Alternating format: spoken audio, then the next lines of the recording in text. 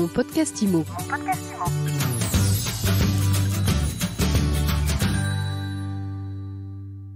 Bonjour à tous et bienvenue dans cette nouvelle saison de Mon podcast IMO.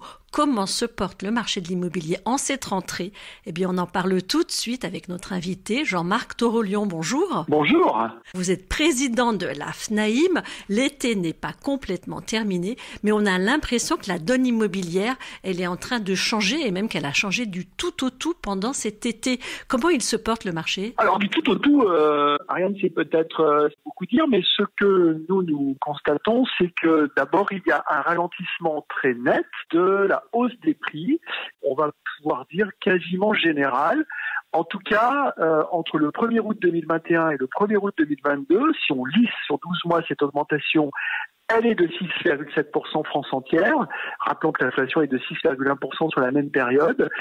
Cette augmentation est encore plus importante sur les maisons que les appartements. Les appartements augmentent de 4,2%. Donc on voit bien ce ralentissement. Il y a bien donc une phase de stabilisation depuis, on va dire, 4 mois. Paris continue sa légère décroissance de prix. Et on peut constater également que les communes rurales ne progressent plus. Sur le nombre de ventes, je trouve que les ventes restent encore assez soutenues. Quand on regarde à fin mai, on était globalement sur 1 182 000 ventes. Tel que nous voyons les choses aujourd'hui, on va dire que on est plutôt à la fin du mois de juillet, fin du mois d'août sur 1 170 000 ventes. Mais on remarque donc, ça veut dire quoi ? Ça veut dire que les ventes se sont encore bien portées sur ce premier semestre 2022. Nous avons un indicateur avancé des compromis de vente de la FNAIM. C'est pas inintéressant. Et que dit cet indicateur avancé ? Là aussi, rien de violent, mais plutôt une baisse de l'ordre de 1 à 2% des volumes de compromis signés à fin juillet. Ça reste donc encore une fois des chiffres tout à fait acceptables, car rappelons-nous que nous nous comparons à l'année 2021 qui a été excellente. L'inconnu, c'est plutôt les prêts. Et ce qui remonte du terrain, c'est un durcissement du monde bancaire, un durcissement des conditions d'octroi de prêts, des refus de prêts beaucoup plus importants qu'auparavant. Donc on a incontestablement là une zone un petit peu d'inquiétude. La confiance du secteur bancaire dans le financement de nos acquéreurs semble s'éroder un petit peu, et c'est d'autant plus inquiétant, si vous voulez, qu'on sait que les banquiers sont peut-être sélectifs à la fin de l'année parce qu'ils ont fait leur quota de prêts tout simplement de l'année. Donc on sait que cette période-là, en général, elle est de toute façon toujours un tout petit peu plus sélective. Mais il ne faudrait pas que ça écarte du marché beaucoup trop d'acquéreurs. Voilà un petit peu ce panorama. Donc un panorama où incontestablement depuis 4 mois une inflexion des prix, en tout cas une accalmie des prix, une inquiétude sur le financement de l'immobilier, un léger tassement en volume prévu des ventes. Mais également un autre signal négatif, c'est la confiance des ménages, parce que pour le 7e mois consécutif, la confiance des ménages dans l'avenir, elle s'est érodée. On est revenu au plus bas depuis 2000, c'est l'indicateur le plus bas, et ça, on sait que c'est pas toujours favorable pour des projets de parcours résidentiel. Ça développerait plutôt un système attentif. Alors justement, le marché n'a pas changé du tout au tout. En tout cas, au niveau des banquiers, les robinets se sont fermés plus fermement, on va dire, au cours de l'été. Qu'est-ce que ça peut avoir comme incidence sur les prix ? Est-ce que vous anticipez des baisses fortes ? Non. Pour l'instant, on n'anticipe pas de baisse forte. Et je vais vous dire pourquoi. Parce que un vendeur peut avoir le choix de ne pas vendre. Et il peut même prendre cette décision pour protéger son capital de l'inflation. Et donc finalement, nous, ce que nous avions plutôt constaté, c'est un ajustement de l'offre à la demande. Et on peut avoir finalement un équilibre du marché lié à la façon dont les vendeurs vont réagir éventuellement par rapport à une pénurie d'acquéreurs. Lors de notre conférence de presse de la fin juin 2022, nous avions mis en évidence un déséquilibre entre le sentiment pour les acquéreurs que c'était le bon moment d'acheter, ce qu'ils ne ressentaient plus là, majoritairement, alors que les vendeurs considéraient que c'était toujours le bon moment de vendre. Donc on a finalement, pour l'instant, sur le terrain, pas constaté cet écart entre la perception du marché par les acquéreurs et la perception par les vendeurs.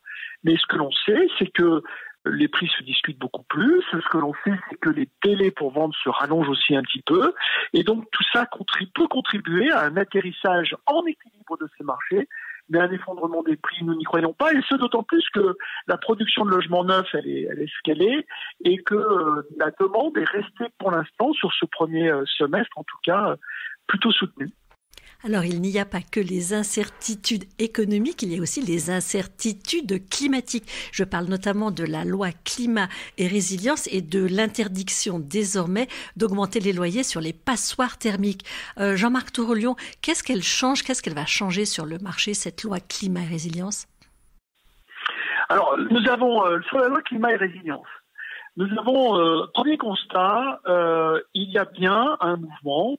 Il n'est pas pour l'instant quantifié. Nous allons le quantifier sur une enquête que nous allons lancer auprès de nos administrateurs de biens. Il y a bien un mouvement de désinvestissement sur les logements G, classés G.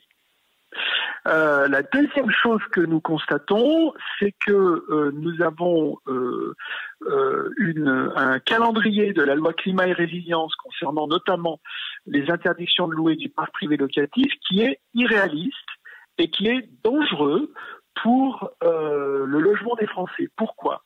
Parce que quand vous avez près de 29% du parc privé locatif de l'Île-de-France qui ne pourra plus être loué fin 2028, je ne sais pas, donc c'est des centaines de milliers de logements, hein, je ne sais pas quelle sera la réaction des propriétaires et ce qui va se passer. Et donc on a à anticiper, à alerter le gouvernement sur le fait que ce calendrier-là est incompatible avec le rythme de rénovation des copropriétés en France, qui obéit d'ailleurs à un autre calendrier. Et pourquoi ? Parce que 73 à 75% du parc privé locatif est situé en copropriété. Donc on a une inquiétude sur un pilier du logement des Français, l'avenir du parc privé locatif et son appauvrissement en offre, qui serait à mon avis extrêmement dommageable pour la mobilité des Français et le début d'un parcours résidentiel. L'autre risque, il est tout simple, c'est que une partie des bailleurs, pour les petits logements, se détournent pour aller sur Airbnb, tout simplement. Donc on a, c'est ce que je vais expliquer prochainement aux élus et aux ministres que je rencontrerai, on a à mon avis une épée de Damoclès dont il faut éloigner Mais concrètement, vous attendez quoi des pouvoirs publics ? Qu'est-ce qu'ils peuvent faire ? Revoir le calendrier de la loi climat ?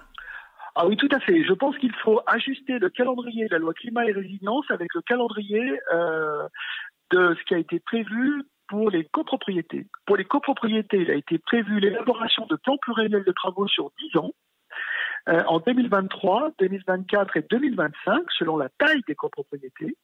Et il a été prévu l'obligation d'établir des diagnostics de performance énergétique en 2024, 2025 et 2026. Donc avec un énorme décalage par rapport à ce que je viens de vous dire. Eh bien, il faut absolument décaler la rénovation des logements classés F ou G ou E à l'intérieur des calendriers de rénovation des plans pluriannuels de travaux des copropriétés. C'est ce plan pluriannuel qui sera le vecteur de la sortie de l'indécence énergétique de l'intégralité du parc en copropriété et pas seulement du parc des copropriétaires bailleurs. Parce que le vrai problème aujourd'hui que nous avons, c'est que je peux vendre à mon locataire un logement G et lui, en tant que nouveau copropriétaire, il peut voter contre les travaux de rénovation énergétique. C'est-à-dire que le paradoxe, c'est que je peux occuper un logement indécent, mais je ne peux pas le faire occuper par un locataire. L'indécence énergétique, on sait tous que ce n'est pas de l'indécence au sens taudis. Hein. C'est-à-dire qu'on a de l'indécence énergétique, y compris dans un bel appartement du 8e arrondissement de Paris. Hein.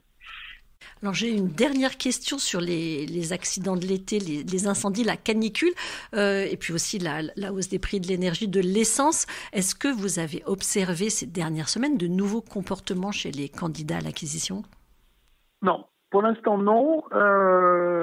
C'est un petit peu tôt pour le dire. En revanche, ce que je peux vous dire, c'est que sur la sobriété énergétique, et la hausse du prix du gaz, je pense que les Français ont été bercés par les douceurs de l'été, et je crains cette rentrée avec le coût exorbitant de la facture énergétique, notamment en gaz, mais dans toutes les énergies confondues.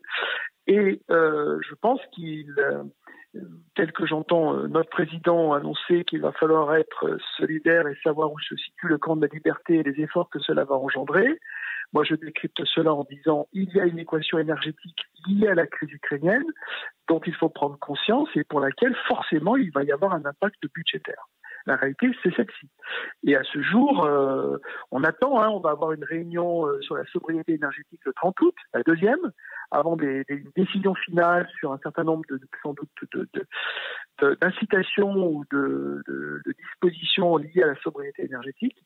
Mais ceci rend d'autant plus, pertinent et rentable, du coup, la rénovation globale des copropriétés et des logements des Français pour abaisser la consommation, peut-être pas abaisser le prix du coût du chauffage, mais en tout cas casser une spirale de la hausse par la performance énergétique de chaque logement. Merci beaucoup pour ce décryptage de rentrée. Jean-Marc Torolion, je rappelle que vous êtes président de l'AFNAIM. Mon podcast IMO.